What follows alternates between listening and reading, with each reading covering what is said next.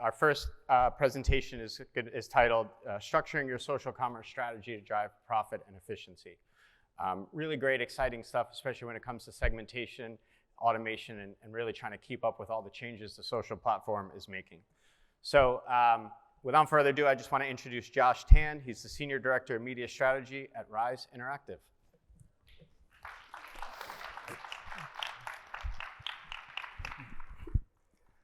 Hi, everyone. Good afternoon. Thank you so much for spending a few moments of your afternoon with me today. I'm so delighted to be here. My name is Josh Tan. I'm the Senior Director of Media Strategy at Rise Interactive. We're a quad company. We're a performance marketing agency. Some of you may know us through our proprietary technology Connex, which is our platform that allows us to practice interactive investment management, which is our approach to maximizing media dollars in channels and tactics that drive the most value first, before moving on to incremental areas of opportunity. We have a number of e-commerce clients ranging from large enterprise brands such as Ulta Beauty to Follett Higher Education, which manages the bookstores across universities in the US, both online and offline, as well as more niche brands such as Peruvian Connection. And while they have a smaller footprint, they do operate in multiple different countries. As far as myself, a little bit about me. This sounds like a cliche, and I hate saying it, but I am an avid traveler. I'm a serial traveler, really. I came back from Australia and Asia about a couple weeks ago, and that's the second time this year that I've been on that side of the world. When I'm in the US over the summer, I like hiking quite a bit. I will be traveling to Colorado at the end of the summer to do another 14er. It was something I did a couple years ago, and I just love doing it. Throughout the year, I go to the bouldering gym about 3 or 4 times a week, so really into the whole recreation thing. When I can, I like to create content. I'm very passionate and opinionated about our industry and all the different things that are happening, and I like to share my views with whoever I can. When I'm at home, I'm always in the kitchen. I try to dabble with a few different flavors. My Instagram feed is full of dishes that look good over a camera. Not all of them taste good, as my family will tell me. But I'd really love to continue this conversation after the presentation. We are at Kiosk 118. We are raffling off a Nintendo Switch as well as a Candyland board. All you have to do is fill out the golden ticket in the chocolate bars in front of you. We also have a snap filter that you can use to take a bunch of cool different photos, share that on LinkedIn, and be one of the cool kids. In this discussion, we really want to talk about how brands can be successful on social media, especially with all the advancements that are happening, and more of them happening throughout the years. There are 3 things that we want to talk about today. First is structuring your accounts so that you have the right levers in your campaign structure to optimize your marketing strategy and stay in control. The second thing is to use the right ad formats so that you are speaking to your customers in specific stages of their customer journey so that our message is resonating with them and we're helping them move along that journey. And the third thing is preparing your data so that it is input ready so that you can use it in any platform that you want to be present on and that you are optimizing your dollars on those platforms with data that you use to make business decisions. And with that, I'd like to begin with how social media has evolved, how social media advertising has evolved over time. So if you take a look back and you think through when Meta began, that was about 2007. That's when they launched their ad platform.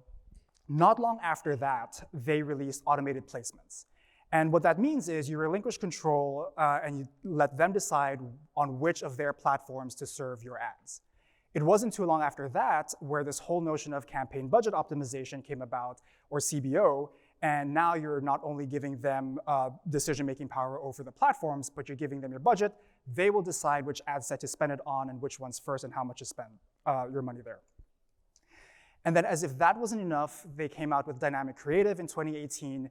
And there's a few different variations of this, but essentially what it is you give them a bunch of different assets, your images, videos, some text, a call to action that you prefer. They will decide the combination of these and serve that to individual users. So they want to decide what to serve, which of your assets to serve to your individual customers. And as if that wasn't enough, Advantage Plus released last year, and that basically gives them all of your decision-making power, including the audiences that you reach, the locations that you are targeting. Essentially, you give them your budget, and they will make all of these decisions for you. This is not a trend that is exclusive to Meta. We see other platforms using automated placements like Snap. Pinterest is leaning into campaign budget optimization. This is also not a phenomenon that is exclusive to social media. For those of you that also manage the search side of things, you'll know that Google is very heavily pushing Performance Max. If you had the chance to go to Google Marketing Live or read some of the notes, you'll also know that there's even more automation to come.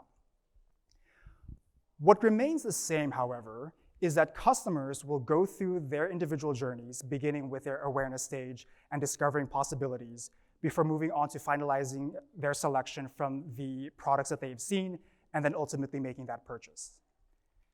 As advertisers, our job remains the same, to serve the right user the right message at the right time. And we can do that through product ads that support our product catalog, or through static or motion ads that support our brand's look and feel. So the question then becomes, is automation working for our brands? Are we able to reach our goals with what is out there? I have a quick illustration of 3 different customers, and say customer A is someone who occasionally buys from you. We know that they purchase maybe 3 or 4 times a year. We know that they like to purchase in-store. They're in your CRM because they've purchased with you in the past. Customer B, on the other hand, is someone who is all about your industry, your vertical, your space. They love the products that you have to offer. They've engaged with you through signing up with your newsletter. They're in your CRM because of that, but they have not yet made that purchase. And then customer C is someone who you want as your customer all the time. They are in love with all the products that you have to offer. They love your brand. They even have your store credit card. They are in your CRM because they're such an active customer. Even with best practices that the platforms release, there's a very good chance that you are serving the same ad to these people because they're all in your CRM. And so then the question becomes, what can we do about this? And it really begins with how we structure our accounts.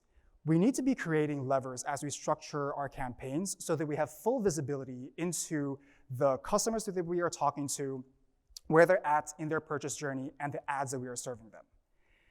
And so for an e-commerce brand, you're typically looking at 2 types of customers. Those that are very in the know and very adamant about the product that they are looking for, and it's best to serve them with our product catalog because they're looking for something very specific. You then have others who know that they need something, but they don't know who all the providers are out there, and they need a little bit more than just a nudge to really get them to make that purchase. And you support them with the different images, motion ads that you have to offer, giving them the right messaging. I'm not gonna go into every tile on this screen, but the idea is that we create campaign structures where we know that we're talking to net new customers who have not engaged with your brand yet, or known prospects or existing customers, so that we can serve the right messaging and allocate the right budgets to them. From there, we want to really maximize your first-party data, all of the data that you have in your CRM, that you've collected through different touch points with clients. These are a few examples of ones that are possible, anything ranging from their identity that they give you through emails or phone numbers, to actions that they take on the site, conversion types that they can engage with you, the frequency of these conversions, or the value of these conversions. Any number of these or any combination of them are relevant targeting that we can use to really understand where they're at with our brands and really maximize their lifetime value with us.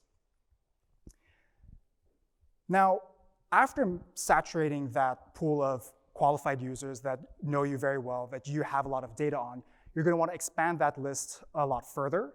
And the natural progression is to look at how do we create lookalikes off of this, and that entire lookalike strategy is a whole endeavor on its own.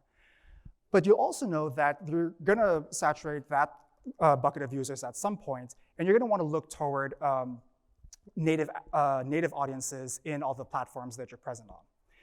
But since iOS 14.5 was released a few years ago, a lot of advertisers, and we feel this ourselves, is that the quality of interest targeting has declined since then. And so we're not getting as high quality of users passing through those lists. They're not as sticky with brands, they're not as high intent. And so what we're educating brands to do is to look at third-party providers that can enhance that targeting. So you're not only reliant on native targeting that's in the platform, but you can also lean into these third-party providers whose entire job is to really understand how they can track different behaviors over the internet that can allow us to enhance that targeting. And then finally, CBO is not going away, but what we can do is make sure that the data that we're using to optimize our campaigns is the same data that we're using to make business decisions. And we're always talking to different brands about how to connect Adobe data with the different platforms, and it's an endeavor on its own. But it's something that you're gonna wanna go through so that every person in your entire ecosystem that's making a decision will be doing so with the same data, and the automation will be making decisions for you that you would make yourself. Now, if everyone uses these 4 steps, the question then becomes, how do we differentiate ourselves from our competitors? And the answer really goes back to, how do we serve the right user, the right message at the right time? Our approach to that is called sequence messaging. And the idea here is that if someone is new to your brand, they're starting out on their purchase journey, they don't know what's available yet, we may want to serve them a video asset that has more latitude, where we can explain who we are, what our brand's look and feel is, the different products that we may carry. Once they've clicked through to our site and they've poked around the different products that are available, we can then follow up with, say, a carousel ad that has some of these products that they've searched, serve them alternate products that they may be interested in, or complementary products that may fill their basket. That's gonna be different and a different experience than someone who is very ready to convert, is already exhibiting signals that they wanna make that purchase. We're gonna wanna serve them a very strong conversion ad with a good call to action that highlights any deals or offers that we have to really underscore that urgency in making a purchase.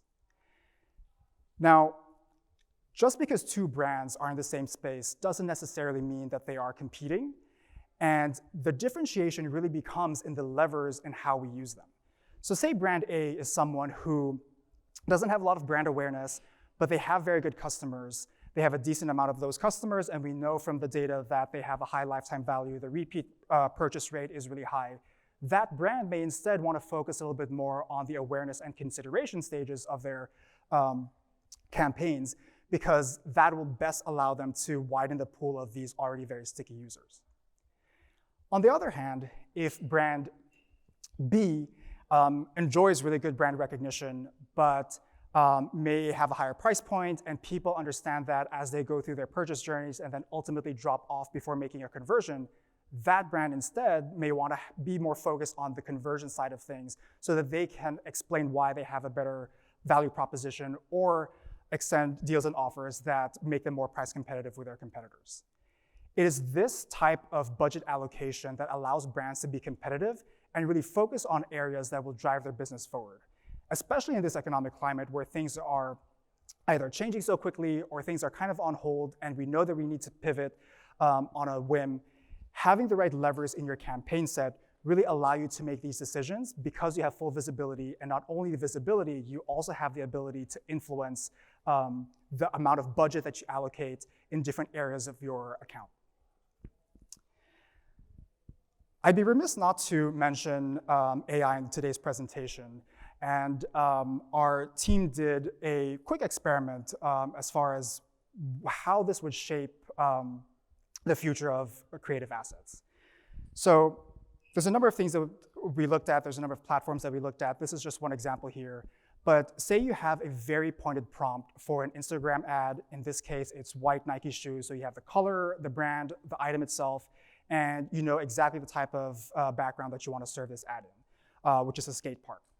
You'll notice from the screen that none of these images are quite what we put into as a prompt. And so while we're excited about the prospect of generative AI, and there's a lot to be excited for, we, at this time, do think that the technology needs to catch up to allow us to really lean into it and take full advantage of what is yet to come. And as we wait for the technology to catch up, what we're educating our brands to do is to partner with providers that are already out there where you can do the same thing and provide them different inputs such as the text, the images, calls to action. They can create ad variations at scale for you for every single customer type that you are trying to reach, every stage of the journey that you need to reach them on. But more importantly, look for partners that are able to provide you data so that you or they can draw the right conclusions from the insights that you can get from this data. It's not only important that you're testing, but also that you have a partner that can curate all this data that you need in order to elevate your strategy. And that's really important in preparing yourself for the future, for how AI is about to come. With that, thank you so much. There are 3 takeaways that I have for you today. First is to ensure that you have the right customer types in your account. Make sure that you are targeting enough of these customer types so that you are reaching people in the moments that matter.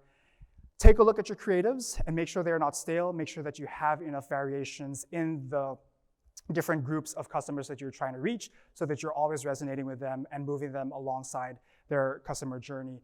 And most importantly, ensure that you are building the right infrastructure so that you not only have the levers, but also have full visibility into all of your marketing dollars. With that, thank you again. Hope to see you at kiosk 118 downstairs.